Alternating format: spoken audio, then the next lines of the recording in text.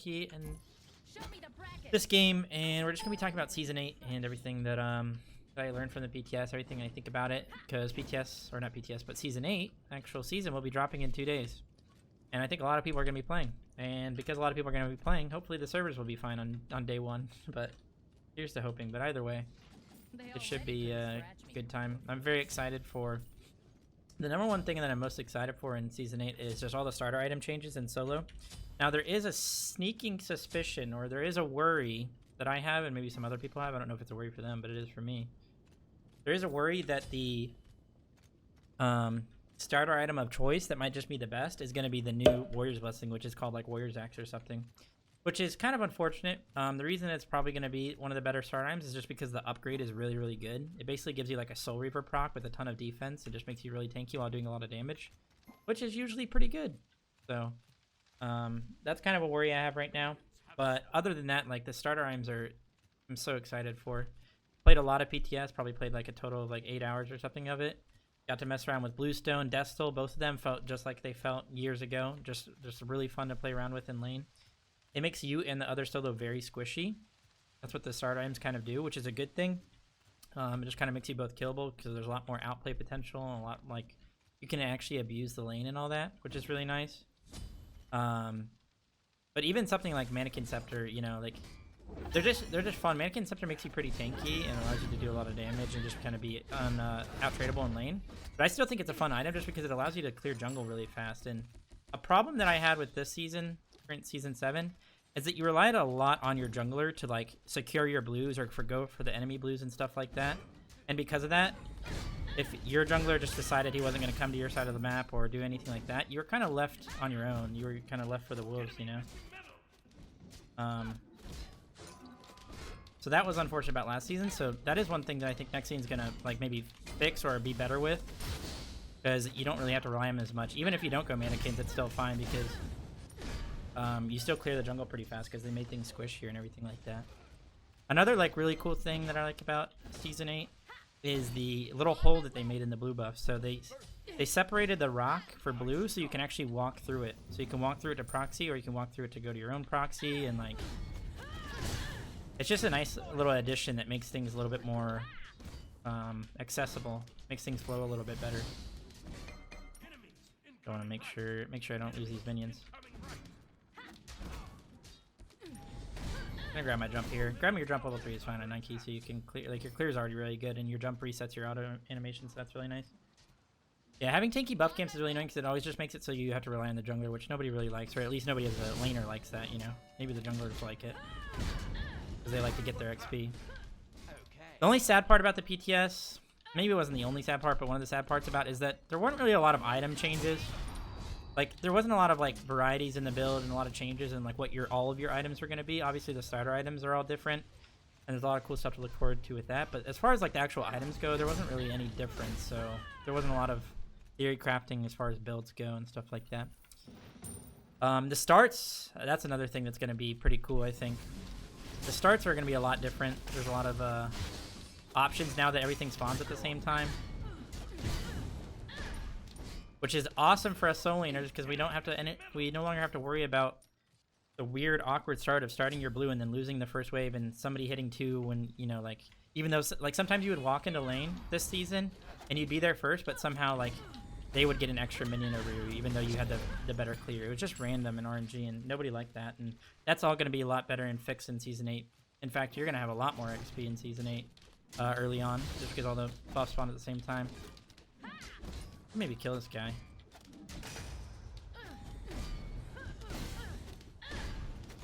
Hit 5 here. He is tier, so he'll heal a lot, but the auto attack warriors are going to be a lot better next season, which is fun. Like I said, playing with Destal, it just feels like old days. I want to blink fearless me. If he switches stances, then I'll just click 2.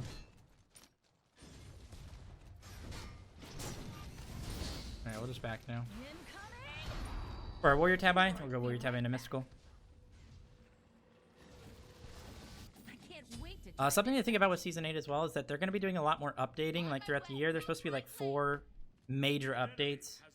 So the map isn't going to stay the same. And honestly, SPL, like, we may not even be playing SPL on the current patch, like the current Season 8 start.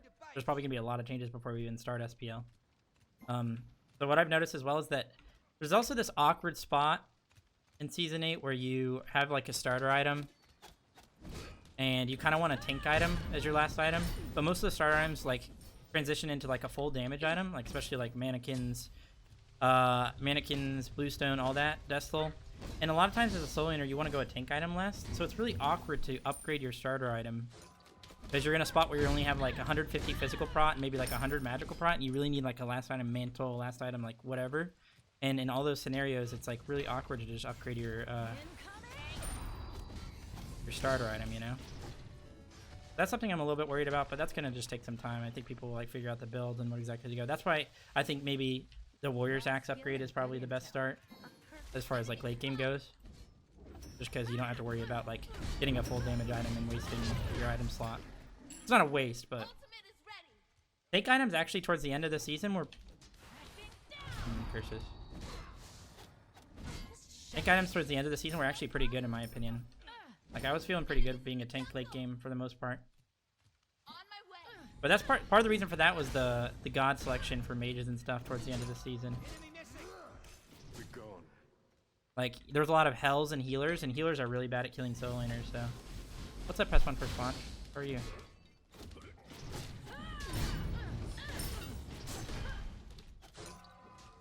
Be right back. On my way. Maybe rotate to this. Gotta be careful with Persephone, she'll own us pretty hard here. An ally has been slain. Whoops. That was tier ult down though, so we have some kill potential here. Wonder what it'll do. We might try and blink to lane, or blink to the minions.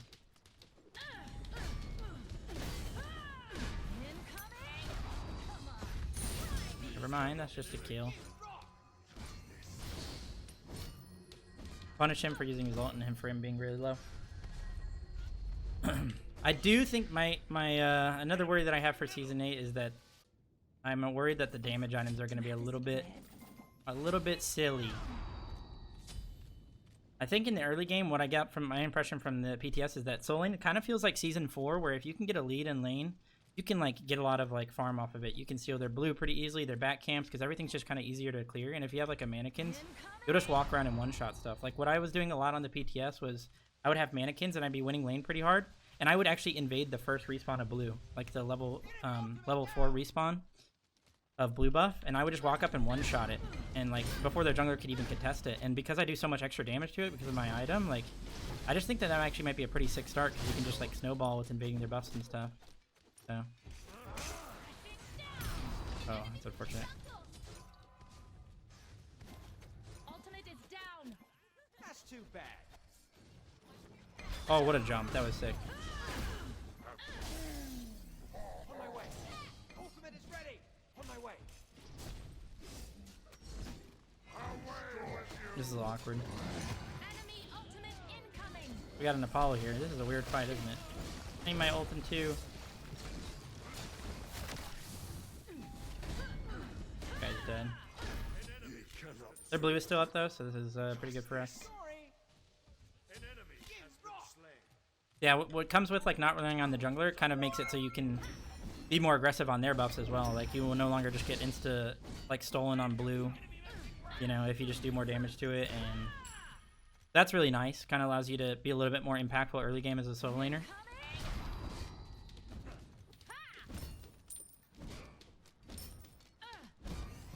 Sorry, I'm pretty sick, so it's hard for me to continue talking. I run out of breath kind of quickly. But mage builds are weird in Season 8. It's like Rod of Tahuti is going to be like a mandatory item, I'm pretty sure, just because it gives you so much power, so much damage, and it gives you percent pin now. So like that's probably going to just be in every single mage build, which is like cool, and I think it's fine. It was mandatory in Season 1, Season 2, whatever, but then it kind of changed the item, but now it's going to be mandatory again. But it's been a while, so I think it's fine to have that. But it is a little bit weird. I don't really know how mages are going to build. They already could. I know for sure that they're going to have a Spear of Deso and a Rod of Tahiti in their build. That's for sure. Both those items are kind of just busted, I think. But as far as the other builds, I don't know how how their builds are going to shape out, because Soul Reaver isn't going to be that great. It doesn't have percent pen on it, and I don't know. It's just a little bit weird. Shade Degree, thanks for the 9 months in a row of the Twitch Prime. Welcome back to the Fonzo family. And Jiffy, when do you leak Crossbar Clips? I can. Thanks for the year, Jiffy. That's a long time, man. Welcome back to the Fonzo family. Can we get some hype in the chat? And Antio Shoes with the Twitch Prime. Welcome, Antio. Much appreciated. Supports? Dude, supports are going to be feeling good next year, in my opinion. Except for maybe late game. But there's a lot of stuff to do over in the jungle, or the solo, or not the jungle, the freaking duo side of the map. Just like there's a lot going on. I think there's a lot of options for like support to rotate mid as well and have some really good mid fights, because the mid camps are going to be opened up. There's going to be a lot of fights there, I think. And then also their items are just kind of nice. Like I said, most items didn't really get changed at all, so the whole build isn't going to be a lot different, but they have a starter item that literally is like a Thebes on crack, man. It's really on steroids. Maybe if this is a YouTube video, Loyal can put the stats on screen right now, or a picture of the thing. It's literally insane. Although that is late game, so they had to get there. And there is the worry that the damage items late game are going to be ridiculous. I have defense items.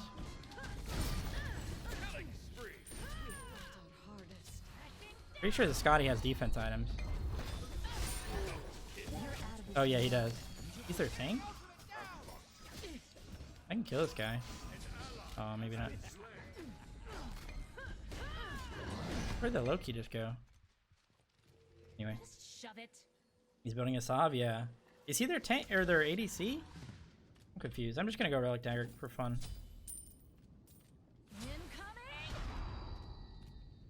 Well, I won't have to worry about the Scotty's damage, so I can probably just go like magical defense. Build's bad. Let me get this man some water. Oh, I got water. Why not Gaia? Nah, I don't really need it. I'm really far ahead. Usually you go Gaia if you're in a matchup that's gonna bully you, or if you're just like trying to play in the lane a lot. But because I'm like really far ahead and I'm not really trying to do that, I'm just building like for the team fight, really.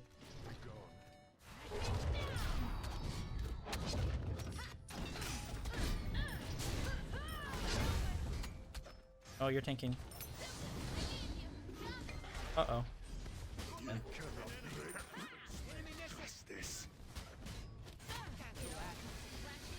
Uh-oh.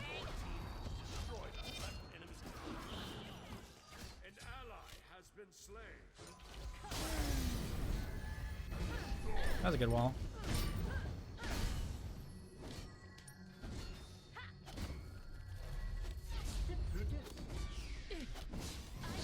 He's just running around like I ran around him when he missed his freeze. Oh, my wave. Shove it. That's too bad. Yes. Alright. Let's work on a Talisman of Energy next. You can get it. Maybe a Frostbound would be pretty nice as well. The enemy Sentinel's Embrace. Yes, exactly. That's like the Thebes on steroids. ADCs, from what I watch with like Fineokay and what I see in my games and everything like that, their builds are going to be a little bit different as well. It's awkward because they kind of nerfed Atalanta's, and Executioner is a lot better now. So Executioner is probably going to be a staple in a lot of people's builds, which is good for them, but bad for us tanks again. You know, Executioner is a very good like tank shredding item. That's also good against objectives and all that. But since that's going to be in ADC's builds again, their builds are going to be a little bit different. It's going to make Oboe a little bit harder to buy, because it's hard to fit it in the build if you're going to have Executioner, you know? And people are going to be building Berserkers and stuff like that. That makes their builds a little bit different, a little bit awkward. But there is a build where you just go like max % pen and Executioner, where that's just going to shred us tanks, man. It's going to be ridiculous.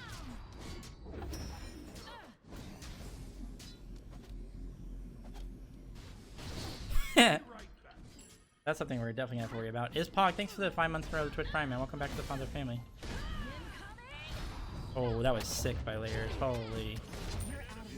You're out of this world. The map really doesn't feel that different as far as like the team fights and team play. Like the structures around Gold Fury are like, they're different, but they're not different enough. I feel like it's going to be mostly the same. The only like big difference, I think, in like all the team fights and stuff happening is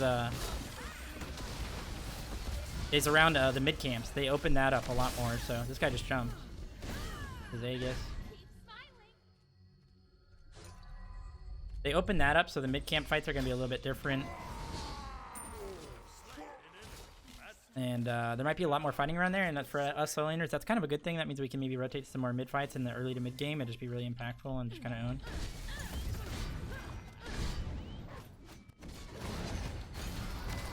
Yo, be careful. Oh, Apollo from downtown. You're out of this world. He didn't die? How does he not die there? Do you have tank items? I hit him with all of that and he was really low. That's crazy. Alright, well, Preserver doesn't have ult, so I should be good here. Sir Daddy Ray, thanks for 20 months in a row, man. Welcome back to the Ponzo family. Much appreciated, dude.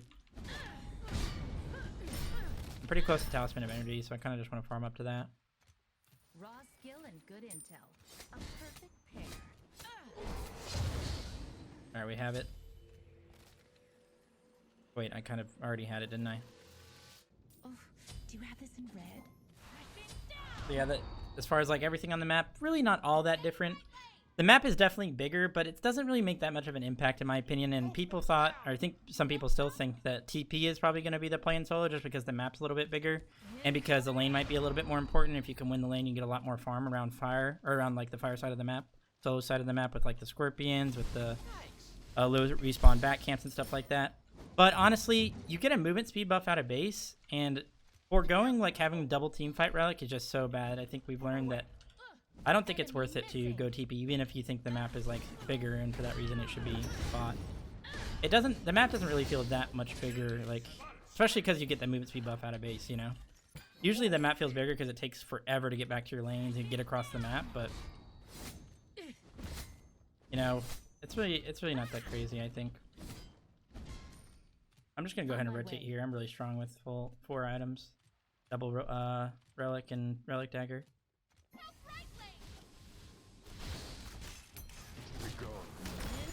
Okay.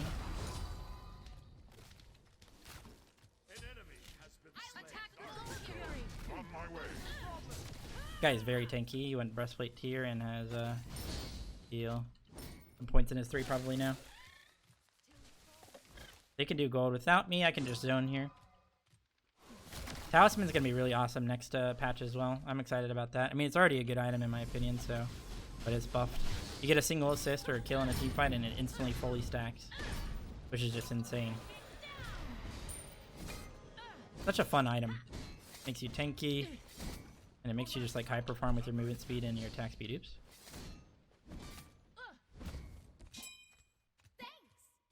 As long as you don't have to go pestilence, which a lot of times you do have to do. But the cool thing about next year is that healers are going to be a lot more manageable with the out of combat healing nerf and all that, which I actually did notice. I felt that I had a game where I played against an Afro in lane, and she kept trying to sit under her tower and use her doves to just like, you know, just basically AFK and heal every poke, all the poke that I did to her. But since the change to the out of combat healing, she actually wasn't healing that much. Like, it was very noticeable that she was basically just getting like a slight heal every like 8 seconds or whatever it was. I'm 4 levels ahead of this guy, but look how little damage I did to him. You would think that you'd be rewarded more for getting really ahead of somebody. Just like, hopefully next season that's how it's gonna be, at least slightly.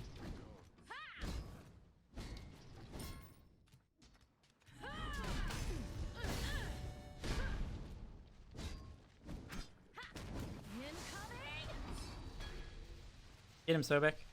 Knock him up, knock him up. What? Just knock him up. Gonna blink. Stephanie beads, that's her Aegis. Might be able to kill either way. Here comes Scotty. We can't kill, but we do run at her. This guy doesn't do damage because of his build, so I'm not really that threatened.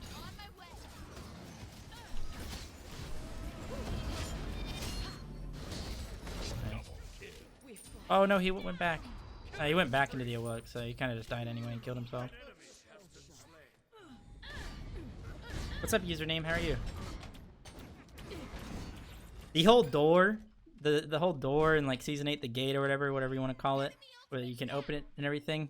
There actually is some like application to it. A lot of the PTS games we didn't really get to see just because most of the games were ended before you even got to the point where like you were like, I don't know, had a scenario with the gate or whatever. But I think it does have some applications, and it's going to be kind of nice. The cool part about it is that it's really easy to just jump or blink over it. So whenever you're like sieging, one of the best ways to like open up a siege is when you're a tank or just like a jungler or something is getting in like this nook. It's called the nook. Getting in that little crevice and with the gate and just like being able to get over it really easily. It's going to make for some cool siege plays and stuff like that. Another thing that I've been worried about is just with all the items, I think they're going to adjust it. Obviously, they might fix some of the stuff, but it's really, I don't even really know what to go here. Sledge? I don't really like Sledge on Nike, but I'm just going to go it because I don't need physical defense. This guy is a horrible build. So, I didn't really want to go just like a Void Shield or anything like that. What was I going to talk about? Oh, yeah. There's a lot of stuff that just helps people like solo objectives, like Animosity. There's an item that does like 4 times damage to objectives. I think it's upgraded off Mannequin Scepter or something. Or Boombas. I'm not really sure which one. Something like that. And you can just like walk up and do 4 times damage to an FG. You can just solo it without lifesteal and stuff. And there's stuff like that that's a little bit worrying, but it kind of makes for some like, it can make for some crazy plays and stuff. So who knows? It could be a good thing. And if you take like the Dota approach where if everything's OP, then nothing's OP, then it can be kind of fun for the game, to be honest. What? Poor guy. It's the Sobek Nike, 2 unkillable characters. Yes. You'll probably just go mid. Upgrade a Mannequin Scepter, I think? Yeah. Does Gaia do anything for Jorm? No, it doesn't. It just gives him the passive healing. The passive max health healing, which is good. Like, you don't have to get... The enemy team doesn't have to have a knockup for Gaia to get value. Like, the passive healing that you get from it's just good on a lot of characters that don't have, like, sustain. Kind of allows you to stay out for a very long time and hyper farm and kind of just stay in fights. We might have been able to end there. We probably could have ended.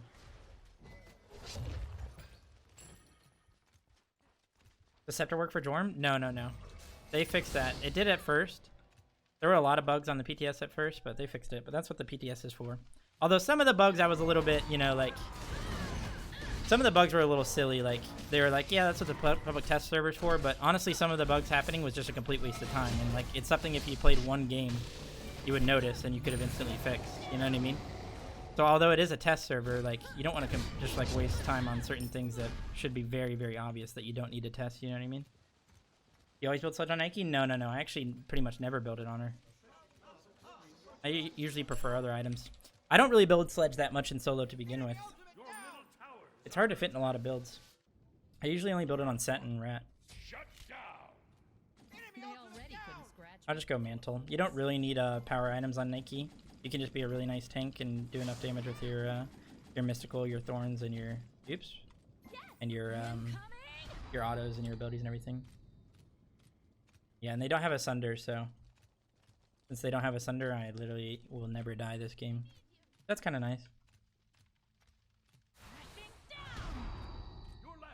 Yeah, usually I would build a Void Shield absolute minuscule, but I don't need physical defense. This guy is building a horrible build. Their ADC doesn't have an ADC build, so I don't need physical D. Honestly, I could have gone like a full damage item last, and I probably would have been fine, but... But yeah, Season 8 is looking to be really fun. I'm super excited about it. 2 days, 2 more days. It's being released today, Sunday. It's released on Tuesday. It's gonna be awesome. Like I said before, I'm actually interested in a lot of games right now, so there's just so many things I want to play and need to play. But I'm definitely be grinding Season 8. I'm gonna be making build videos, top 5 videos, teaching you guys everything that I've learned and what to go, what start items are best on who, and all that. So don't worry about that. It's just gonna take some time because we gotta learn, you know. PTS can only teach you so much with all the trolls and all the bad games and all that. You can just kill this and then kill the Phoenix. You don't have to commit. You guys got Thorns. That's Persephone beads.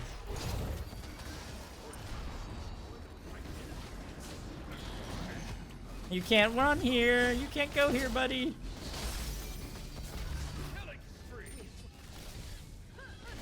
And maybe a wasted Thorns there. I'm kind of hitting the Titan, but I don't think any of my teammates are hitting it. I think we could have maybe, but... No, I canceled the Sobek pluck with my jump. That's unfortunate.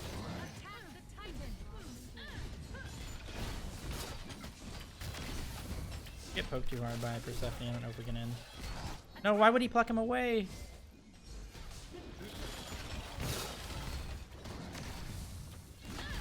Should be good either way though, that's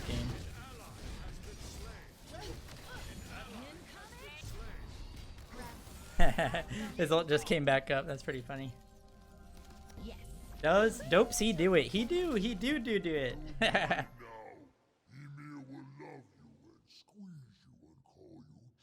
What a game. Yeah, so don't worry, I'm gonna be making lots of content, trying to teach you guys everything I know, even maybe about other roles, and you know, try and figure out what we're doing. But that's pretty much everything I learned or thought about from PTS. I